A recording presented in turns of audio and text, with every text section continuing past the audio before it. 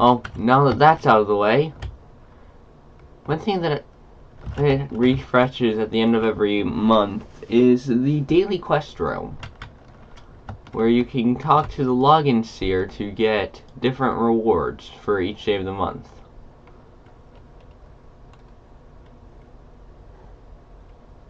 Sure, there's always some pretty good stuff here. Like a quest chest for logging in 13 days, an epic chest on 18, another quest chest on 23, and an epic chest on the 28th. It resets each month though, so make sure to grab everything. Today though, I just got an accessory guy. The Tinkerer gives quests based off of tokens, which won't be seen for a while.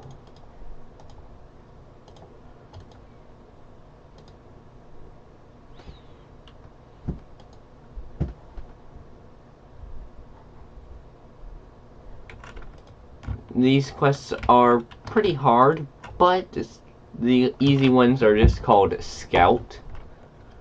So in my vault, I've seen better days. I had a lot of good stuff, and slowly over time I've lost it.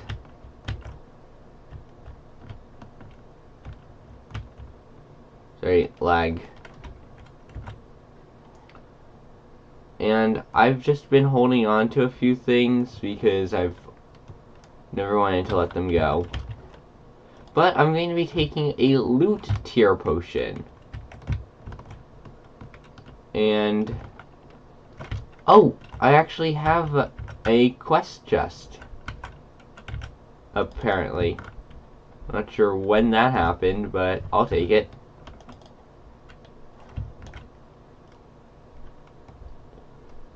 So this, I have to damage it to death. So I fire with the left mouse button, and I use the special thing, which was that burst attack, by pressing space.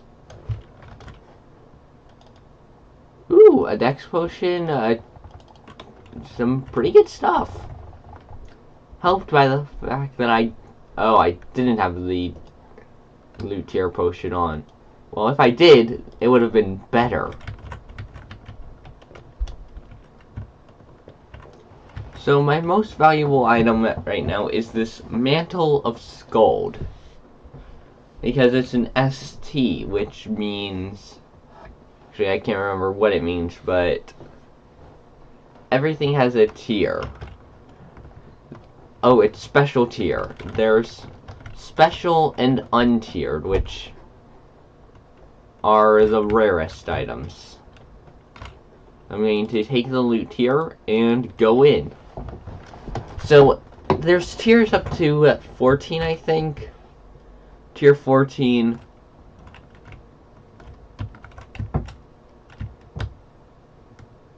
And, well, one thing to note is that the site is full of bots.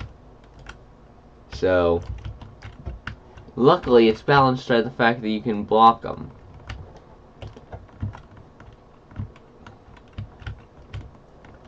Which, to be honest, just makes them even worse.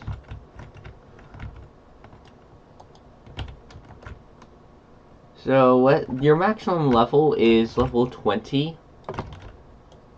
And every time that you level up, you gain higher and higher stats.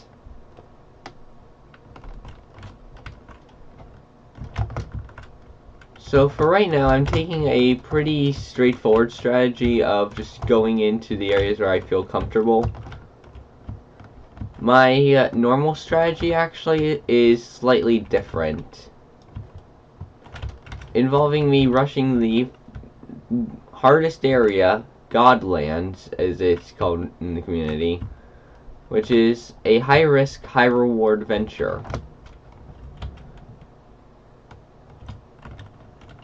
And my powerful armor at tier 11 is the only thing that's really keeping me alive. But anyway, there's dungeons that you can go into. You know, and that's what some of the chat is about, like calling certain dungeons. Calling essentially means being like, hey, teleport to me, there's a dungeon here. So I've entered this one here, Pirate Cove. It's a standard little simple dungeon with low tier goodies, but I'm hoping to get a better staff. Because unlike the Lost Castle, well, you can only use one type of weapon per character. And I'm gonna quickly discuss the rarity system, or the bag rarity system, real quick.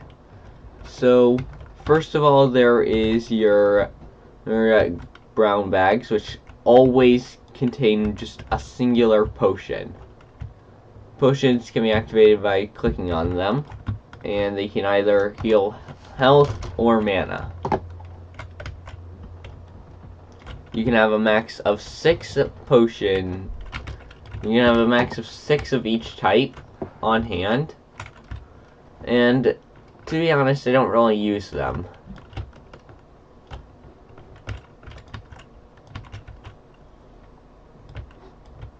Then there is the pink bag, which contains low-level goodies. It's a common type of bag, just containing low-ish levels for that goodies for that area. Like, it could contain tier 6 stuff, but that would be because it's in a hard dungeon, where tier 6 is the norm. Then, purple bags are the first example of soulbound. They contain higher tiered goods, like maybe where pinks contain tier 6, these contain tier 9. So you can zoom in and out of your minimap real quick by moving the mouse wheel. Anyway, back to bag rarity, so I just wanted to bring that up. And after purple, there is blue, which you may have seen when I did the quest chest thing.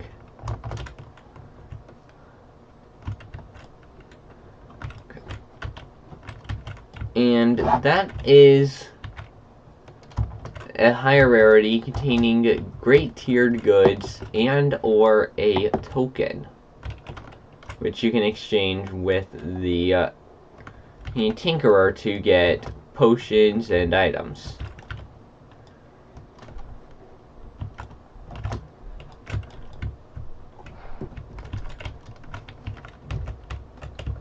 Then, above that is the orange bag, which is pet stuff, like food. I'll explain the whole pet system later. And finally, we have the rarest, white. If you get a white bag with a blue strap, that contains some of the rarest items in the game. Like high-tiered stuff, UT, ST, etc. So, this game could be classified as a bullet hell game just because of all the projectiles. And because it has one of my least favorite mechanics, shotgunning. Essentially, you take my fire spray spell and put that in an enemy's face. So here, I've just teleported into Godlands, and the reason that this works with me is because you don't have to do anything. You just go in with a group of people, and you just dodge everything. And it works. Everyone else kills everything for you, And you just reap that smaller experience. Since someone already called the Puppeteers, or the Puppet Masters Theater, PUP for short, I'm going in just so I can be with people. And hopefully get some tier 6 goods that I can use. So the reason I didn't pick up my tier 11 is because if you die with anything in your inventory, you lose it.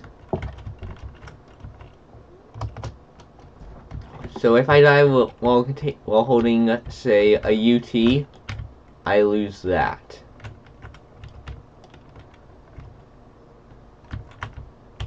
Nothing is safe from that. And nothing will be safe from that. Brown bags also, real quick, can contain stuff that other players drop.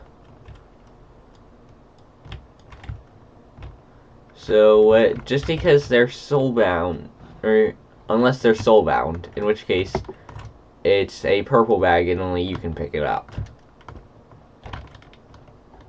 That's the good thing about purple and upward rarities. Only you can pick them up. So he's done a trade for a free egg, which I'm going to happily accept because, well, pets are quite powerful. How pets work is that they give buffs or do stuff, and unlike inventory slots, if you die with them, they just go back to the pet yard, perfectly fine, perfectly healthy. No drawbacks for dying 1,000 times with them. As with my personal pick, the duck. Now, every pet is different. My duck, the reason that I use it is because it has two things. The first is that it contains heal, which essentially heals me at, well, any time.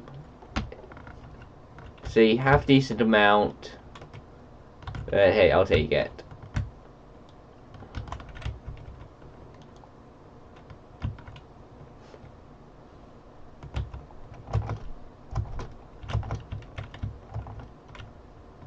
So right now, we're in the boss fight with everyone else, and I'm treating this like a bullet hell.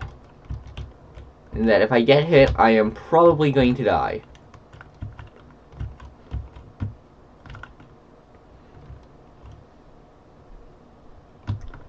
I don't care if I have to stick back and just let everyone else do everything for me. As long as I survive, I'm happy.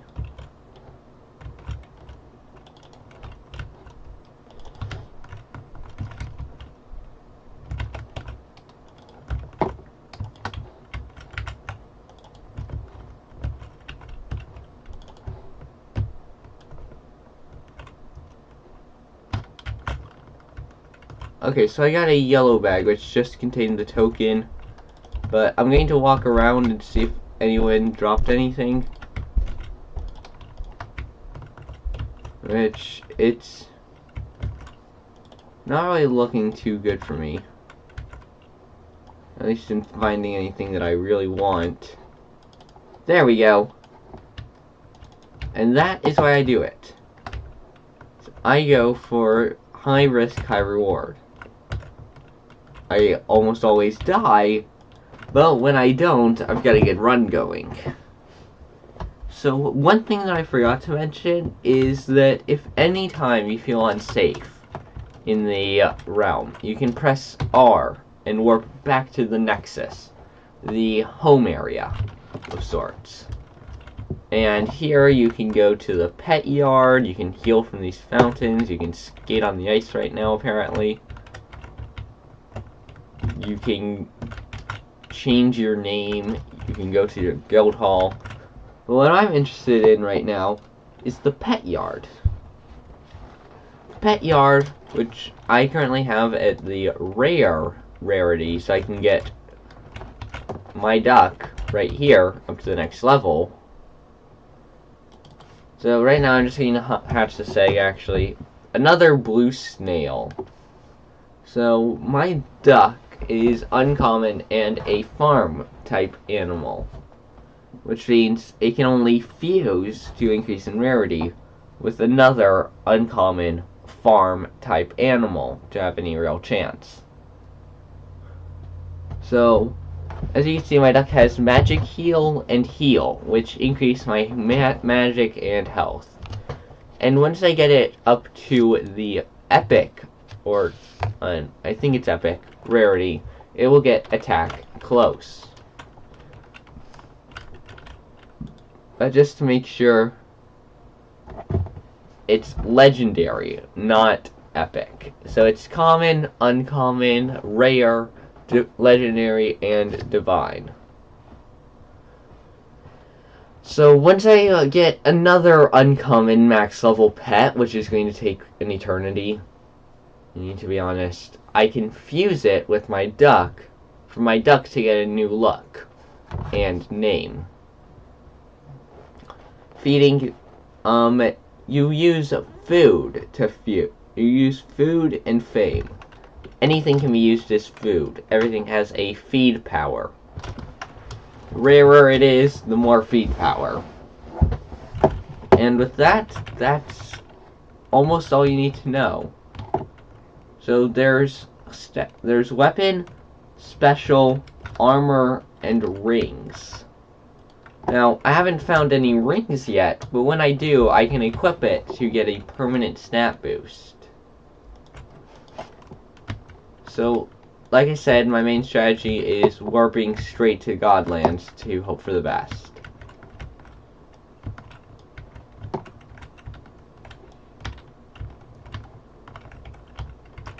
And when I say hope for the best, I mean not dying horribly and hideously. An ocean? Yeah, the other players can sort of be trolls sometimes. But hey, it's a pretty fun spot to just relax. Or one time, I had a lava bath. Which was because a priest kept on just sat in the lava. He had high enough mana that he could keep on healing everyone indefinitely. And it was amazing. So, there's one other mechanic real quick that I should probably mention. And that is the bounty system. There we go. Here's a ring. So, how the bounties work is that they track one enemy that is on with your level. Here it is at Urgle. By the way, you can change the camera angle with Q and E. Q, E. And you can reset it with Z. I like having it at this angle because it's easier for me to just move this way and not have to worry about relocating everything. But at the end of the day, everything is personal preference.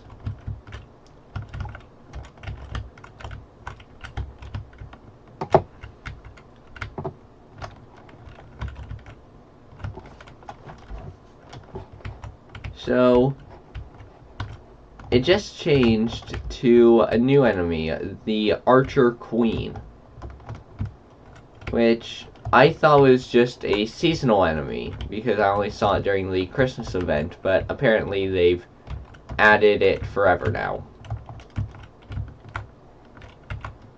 Which is pretty cool. So, all rings contain different buffs, really, and the higher tier they are, the more powerful the buff is. And as you can see with my duck, sometimes I get a +8 above my health. That's because I get +8 mana. And if you need to drink a potion fast, you can press shift and click to just use from the bag.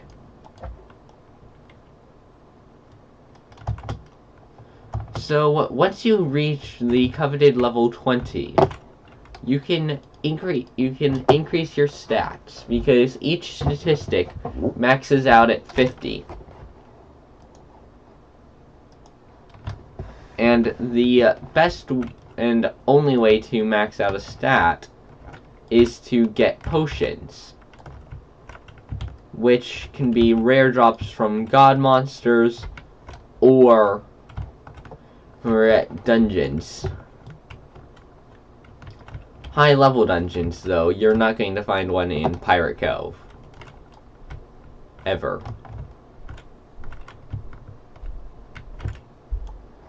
And no, this is not a dungeon, it's just a structure, which is a confusing term for me at first, but it's explanatory. So dungeons take you to a different area, like an entirely different map, rather. So, the plot of Realm of the Mad God, I'm just explaining that now, sort of while I'm just going through killing everything. So, Oryx is the Mad God, as you could see from here. Oryx the Mad God. So, we have 3 goals. The first is to reach level 20 and become stronger. Then we have to defeat his remaining heroes, which are liches, cyclopses, special things, etc., etc.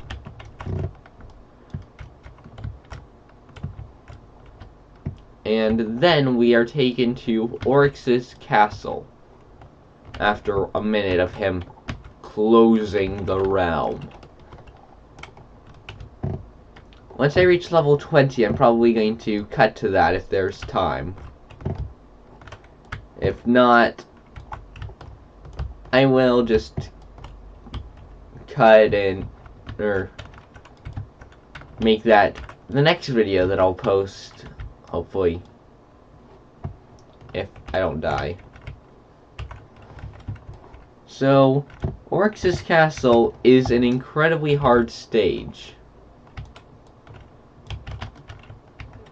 And in it, it contains the boss that gave me my first ever experience of a white bag.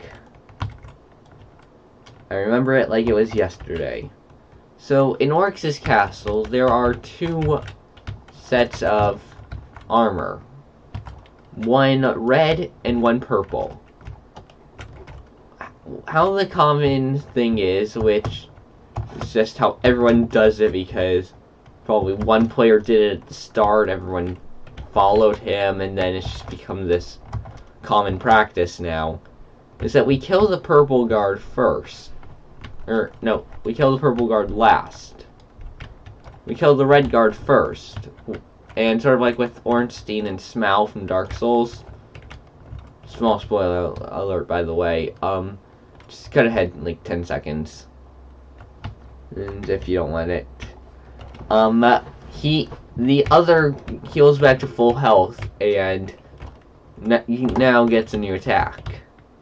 Okay, there we go. I said it. So, right now, we are in the realm phase, where we're trying to get strong as possible, and that's pretty much it. The lag can sometimes get really intense. And that, right there, is shotgunning. And it can kill a character. See, I pressed R a few seconds ago, and I am finally being teleported back to the realm. Now, because I do not wish to lose this character, I'm actually going to end this video here today, so next time hopefully we can hit level 20 and go to Oryx's castle. So with that, please make sure to hit comment if you have any suggestions or questions. Make sure to hit the subscribe button on your way out, and I'll see you guys in the next video. Bye.